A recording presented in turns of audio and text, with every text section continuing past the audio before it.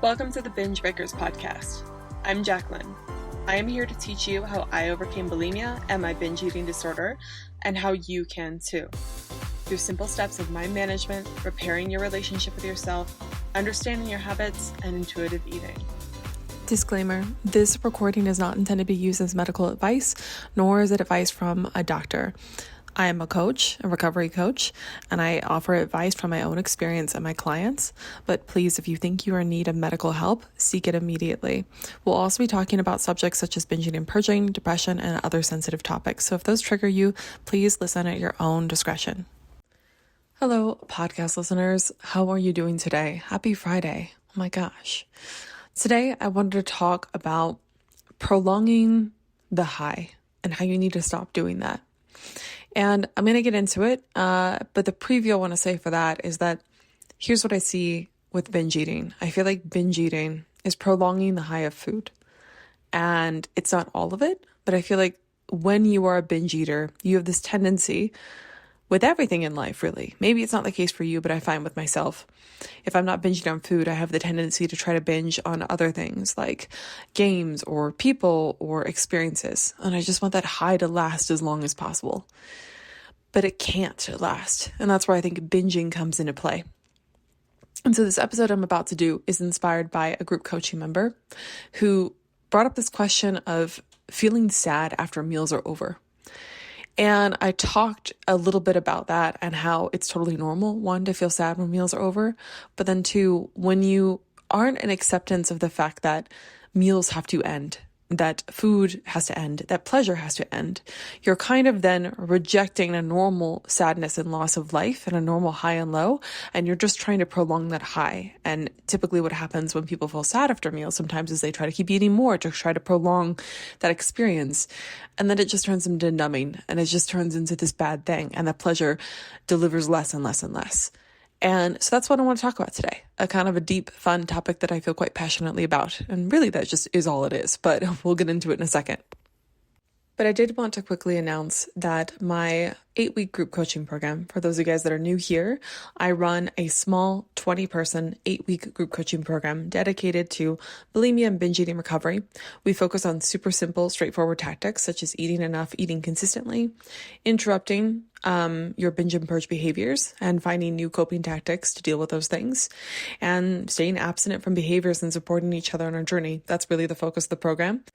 If that sounds like it would be something that you would enjoy and that would help you in your recovery process, that is currently open for enrollment. I don't even know if there are still spots available right now. There might not be, but it's open until enrollment. It starts February 27th, but enrollment is happening now, and early enrollment is happening now, meaning that you'll get a discount if you join before February 13th. And then it is open until spaces are filled, so the 20% cap is filled. If you are interested in joining that, you can go to my website, bingebreakers.com, and just check out the new group coaching program. And I'm not taking consults for this program, but I am offering voice notes back and forth. So if you think it'd be a good fit, but you have questions, use the sign up info, email me, and I will send you back a personal voice note, letting you know any responses to your questions based on the input you give me, if I think it's a bit good fit for you or not, and then information about the program and what to expect when you join. And I have to say, I'm super proud of this program. I took a risk in switching up the format that I was originally doing, making a small, tight-knit, very short time frame for a recovery group coaching program, but it is working out so well. The current people in the program, they are focused, they are supportive of each other, they're showing up and talking vulnerably. The people that are having streaks of no behaviors are sharing a lot of their wins, and they're inspiring other people in the group, and they're supporting then those who maybe aren't having as much of a streak as the others, but are still fighting for their recovery and are finding micro progressions in how to stop their behaviors, how to get further and further away from it. Some people in the group, this is the first time they've ever shared with anyone in their life that they are struggling with binge eating or purging.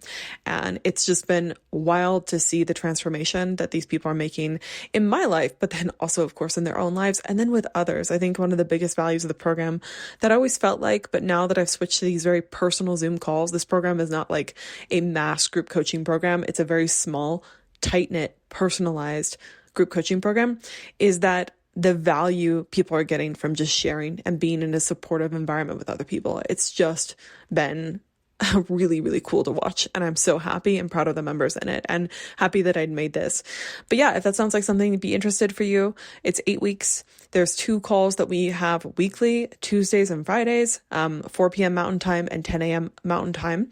And there's also a personalized check-in each week from me via email. And I respond to each person individually. It's not a VA or an assistant. It is me that responds. The group calls are a personal Zoom call. They aren't a webinar. We all get to talk freely to each other. And there's lots of informative presentations in that group. That's super helpful. And you get amazing downloadable content like a journal, a program guide, a video course, and all my past content, which is super helpful.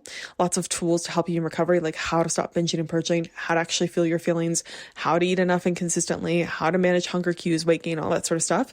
So super, super great on program fronts. And also something I love about our group is our WhatsApp group. We have a little like running chat together, and every day someone's in there posting if they're struggling, and then all the group members hop on and tell them certain things to help them out. And it's just, I could talk about it all day. So anyway, if you want to join that, if it sounds like it'd be helpful for you, this is your opportunity to join. Though I won't have another group till April. So it'll after it is full. It's closed. You can't join until April. And so if you feel like this would be something for you, reach out, go to my website, at the very least, check it out. You never know. All right. So to the podcast episode, in the group coaching call that we had last week, someone said, I always feel sad after meals are over. And there are 2 things that I did and that I've seen other people do that really help with lessening the sadness that you feel after a meal or after you finish a certain food. And it's 1, making sure that you're not having tons of scarcity around food, and not just the type of food or food in general. I mean, the quantity of food, the variety of food, the amount of food, and the consistency in which you're eating food and your thoughts about food. So removing scarcity of food, making sure you're having all of those things. You're having enough food. You're having the foods that you want. You know that it is abundant. You trust that you will have it again, those sorts of things. Because if you don't have trust that the food is going to be available and you are in scarcity around food, whether it's physical scarcity, mental scarcity, or both, then you're going to feel very sad after a meal ends because you know that it's going to be a long while till you get it again, or at least it feels that way. Even if you're going to binge in 10 minutes, it still feels like you're not going to get that food, and therefore the ending of that food is always a very, very sad event. And that feeling of disappointment and letdown is very strong because you have that scarcity. So that's one thing. And then the other thing is that you want to make sure that food isn't your only source of enjoyment. It isn't your only primary thing that you look forward to in your day.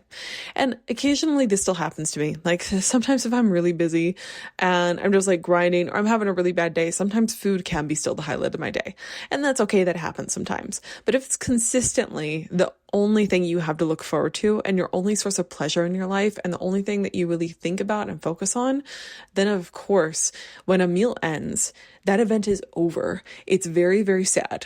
And the sadness is going to feel much more deep than if you had other things to look forward to. I find that when my life is full and vibrant and I have lots of things going on, food, while it's nice and I enjoy it, I'm okay with it ending because I know I have things to do. I don't have all day to sit and enjoy this meal. I do enjoy the meal, but it's not everything. So that hopefully helps as well. And the more you fill your life up, the less that saddening feeling will be. I was also doing research. I did a post on Instagram. I'm going to do a follow-up post for that soon. And it was part of a presentation that I did in our group coaching membership. So I did a whole presentation 2 weeks ago in the group coaching program on bulimia's metabolic effects. So how bulimia is affecting your metabolism and how it's very ineffective for weight loss and weight management long term, and that it actually is going to make you more likely to gain weight long term.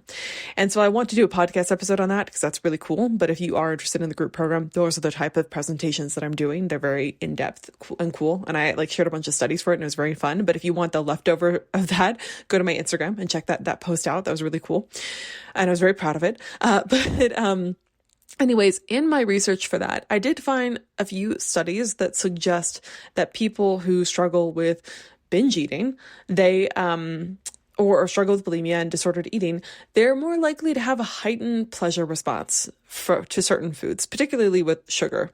Not always, this isn't always the case. We don't know if it's directly impacted by bulimia or binge eating. I'm not saying that.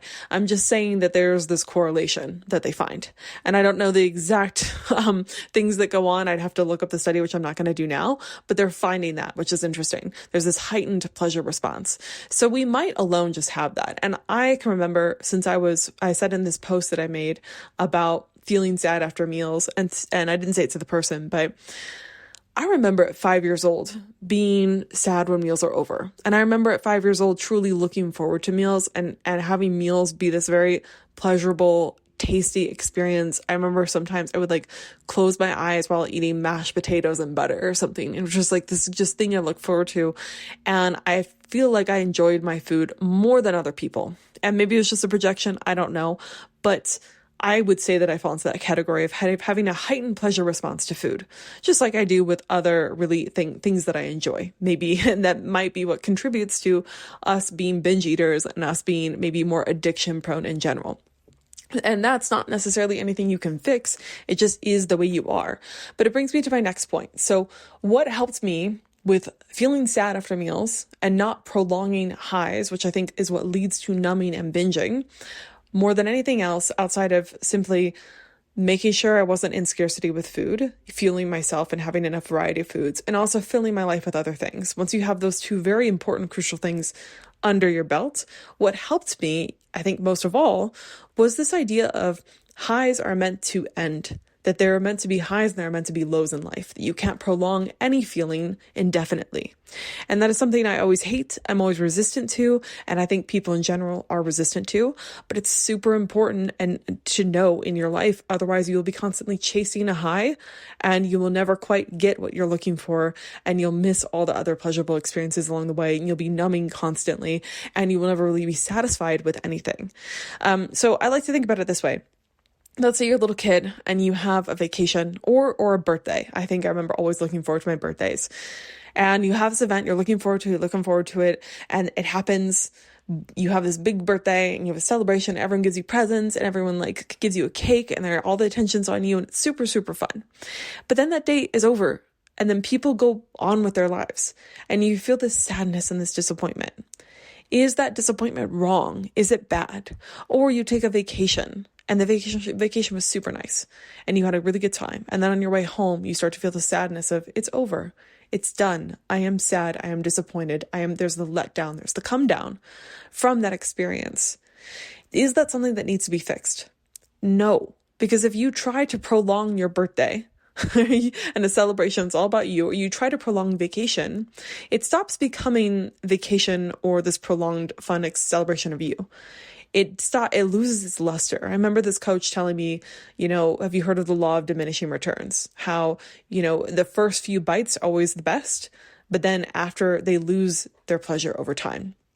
You stop tasting it as much. You stop experiencing the heightened pleasure. It's just like with any drug as well.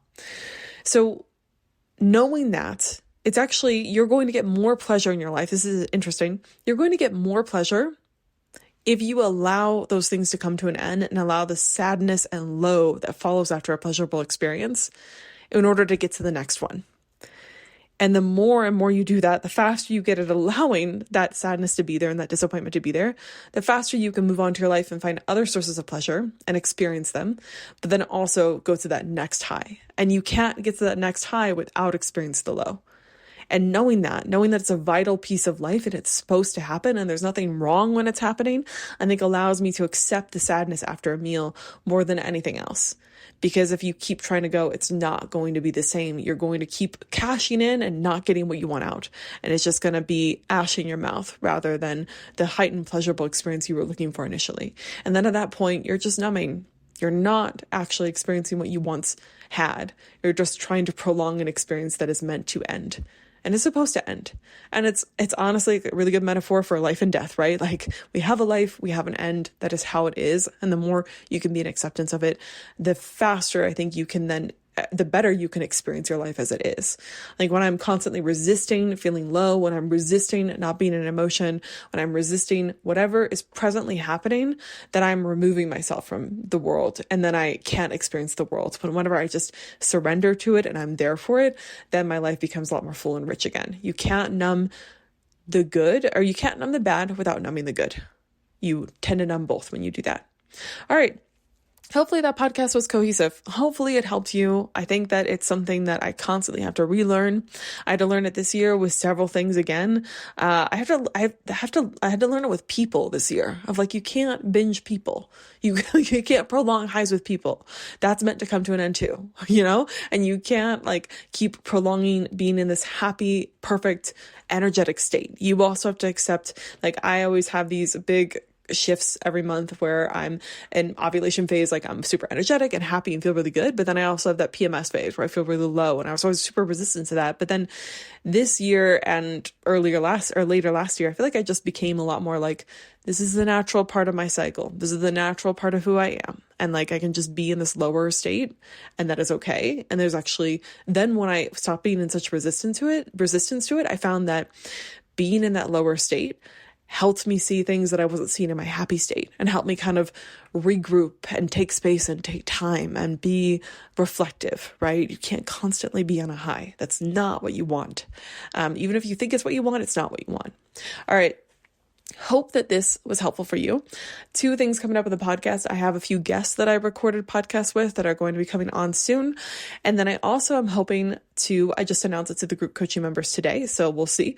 But I'm hoping to do a panel with the group coaching members where they're going to send me in voice notes of their experience in the group coaching program, their reflections, what they've learned so far in their recovery, and advice that they'd give to you if you're struggling with bulimia recovery right now. So I'm hoping that will come to fruition. Hopefully me saying this means it's not going to come true. I hope that's not the case, but that's underway. And then of course, if you want to join the group coaching program, it is a really, really good program. And I think it will really help you. And it's super affordable. It's one of the most affordable group coaching programs out there.